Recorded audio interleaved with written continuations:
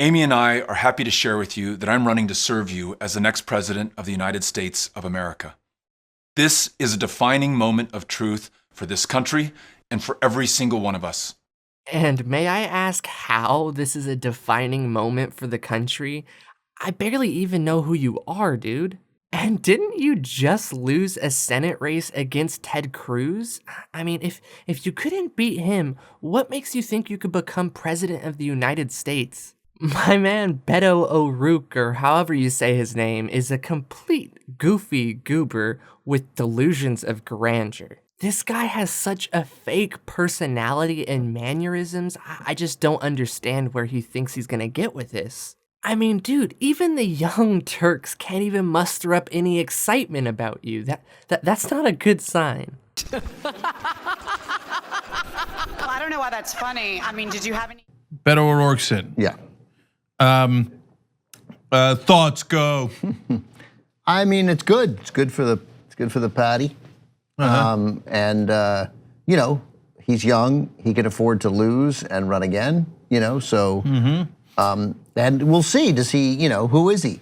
The response is he's young and he can afford to lose. Oh my, dude. And is it just me, or does this guy ooze fake politician? It's almost like he's trying to copy the mannerisms of Obama. Like, as much as I didn't like Obama, he sure was charismatic. He was good at giving off a vibe that made you want to like him. Something he probably mastered over years of practice. It's like somebody tried to get Beto to learn all of this in a couple of months, and he's just really bad at it. Look at this just awful, forced body language. Even CNN is calling it out. It's so bad. When Beto O'Rourke literally jumped into the presidential race, he was up in arms, his arms. Beyond the shadow of a doubt. And if you look at the climate, to get all of this done, we would be fools. Disarming Beto was not an option. And I think we should begin with the end. Even when sitting with his wife. The last great hope of Earth. You could tell this guy sat down with the body language expert to help him with his campaign. The problem is, it's just, he's trying too hard. It doesn't seem natural at all. It seems so forced. He's trying so hard to be a likable guy. Body language expert Chris Ulrich compared Beto.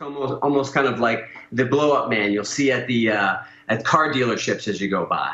Such motions are known as illustrators. It helps people focus in on you. You're more watched. You're more dynamic. People will see you more clearly as charismatic, likable. As long as he doesn't put someone's eye out. Oh my God. I'm f***ing dead. Oh my God. The body language expert just compared Beto to a freaking wacky wavy inflatable arm tube man. Oh God, that's when you know you're really bad at this. But you can see even CNN is taking jabs at this guy because they know that if they try to push this guy that is not going to win, they're just gonna shoot themselves in the foot. They really want to get somebody that could actually beat Trump, and this just isn't the guy.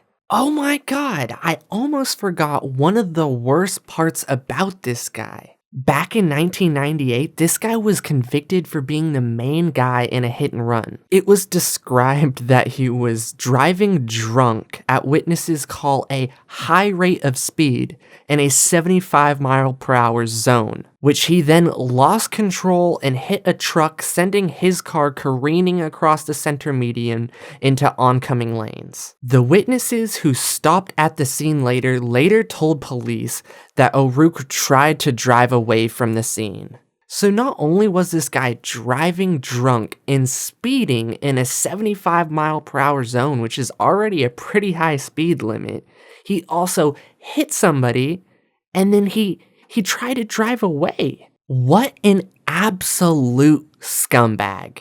How is this guy even eligible to run for president? Back in the day, if you were caught with one picture of you like smoking a joint, your political career was ruined. But this guy could drive drunk, speed and hit somebody and still have a possible presidential career ahead of him? What? Like, what absolute madness. I mean, it's not like he's gonna win, but the fact that he's getting, like, even a decent amount of support and a pretty good amount of money, like, is just absurd. Now, this is our final chance. The scientists are absolutely unanimous on this, that we have no more than 12 years to take incredibly bold action on this crisis. Oh my god. All those hand movements. Clearly this guy knows what he's talking about. They say that we should do nothing less than marshal every single resource in this country to meet that challenge, to reduce our dependence on fossil fuels, to get to net zero emissions, which means that not only must we emit less greenhouse gases, we must also plant those things that absorb greenhouse gases and carbon, and we must also invest in the technology that will allow us to claim some of it that's in the air right now. Can we make it? I don't know. It's up to every single one of us. Do you want to make it? Yeah. Look at that enthusiastic crowd he has behind him. Clearly so many people support this guy. So it looks like he's on board for Alexandria's absurd Green New Deal. And you know what makes me sick about this whole situation with Alexandria and Beto and a ton of these politicians that are just using like climate change to bolster their political career. Like, I can almost guarantee most of these politicians could give two shits about climate change and global warming. They're just trying to get those political points. And Beto's horrible opinions don't stop at climate change. He has some pretty horrible opinions on abortion as well. Are you for third trimester abortions, or are you going to protect the lives of third trimester babies? Because, you know, there's really not a medical necessity for abortion. It's not a medical emergency procedure because typically third trimester abortions take up to 3 days to have. So you would, in that sense, if there was an emergency, the doctors would just do a C-section and you don't have to kill the baby in that essence. So are you for or against third trimester abortions? So the question is about abortion and reproductive rights. And my answer to you is that that should be a decision that the woman makes about her own body. I trust her. So that's my answer. Dude, she isn't talking about just abortion or reproductive rights. She's talking about third trimester abortion. When it's gotten that far, I don't think you should just be saying, oh, leave it up to the mother. Like, if you're for abortion and you're pro-choice, then fine, whatever. I don't agree with you, but whatever. But like, there's a point when it's gone too far. Like, third trimester is too far. But color me surprised that you have a horrible opinion about something. Anyway, let's shift this talk a little bit towards his supporters. Who are these people exactly? Is she really going door to door for him? I don't know. Let's ask her. Hey, Janie, is that a Beto sign in your front yard? Uh-huh. Oh, it must be great volunteering at his phone bank. Is he ahead of Ted Cruz yet? Oh, God. Need I say more? I don't think I do. I first saw him on Ellen DeGeneres. He's taking on the GOP. You get the picture? Yes, we see. And Beto does it without a super PAC. Here he comes now. He's married with kids, but he's still my man. So you first saw him on Ellen DeGeneres, did ya? So that's where you're looking for your political opinions, eh?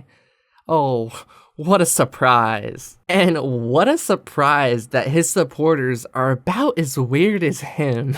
Like, what the hell am I even watching here? Is this supposed to be a Grease parody, but an ad for Beto? Like, where do you come up with this stuff? Well, that's my video on Beto O'Rourke and his coming 2020 presidential run. I just thought I'd run through some of the idiotic things he's been doing recently because I'm sure we'll be talking about him a bunch more coming up. You could just say I have a unique suspicion that he's gonna be quite the character this coming up election. And honestly, I'm really interested into seeing how this goes, so I'm gonna be keeping tabs on him. So what is your guys' opinion on this Beto guy and what he's been up to? I'm really curious to know. Let me know in the comments below. Well, I think that's it for this video, you guys. I hope you guys liked it. And if you did, hit that like button. And if you want to see more content like this, subscribe and hit that notification bell. And if you want to support the channel, think about becoming a patron. I have tiers as low as $1 and everything is really helping the channel out. I also have a bunch of cool merch designs you should go check out. I have links to all of this in the description below. Well, that's it for this one, you guys. Hope you guys have a nice day. Peace. Well, I don't know why that's funny. I mean, did you have any...